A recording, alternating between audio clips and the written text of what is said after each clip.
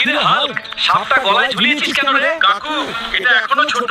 আমি এটাকে আমার গলায় পেঁচিয়ে বড় করছি। পরে ভালো খাবে। সুমাইয়া, এখানে একা একা কি করতেছো? তাতে তোর কি লাভ? পেট মোটা হাল, পরে কথা কইস। আর ওরে বাবা, ওই বজ্জা মুটকা হল, তোর গলায় সাপ পেঁচিয়েছিস কেন? হ্যাঁ, দিদা, এটা রাস্তার ধারে পেলাম, ছোট মনে হচ্ছে, তাই গলায় ঝুলিয়েছি। বিয়েটা কবে দিবা গো? রাস্তার মাইয়াগুলো দেখি মাথা ঘুরে যাবে। চুপ রে বদমাইশ, তোর তো পেট মোটা লালের জন্য কোথাও তোর বিয়ে ঠিক হয় না। এটা কি করছ রে ভাই?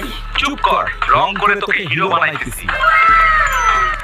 হাল্ক রে, সুমাইয়া, ওগো বাড়িতে বিশাল অ্যানাকোন্ডা সাপ আইছে। চলো কাকু, আজকে সাপ ধরমু, কালকে বিয়ে করমু।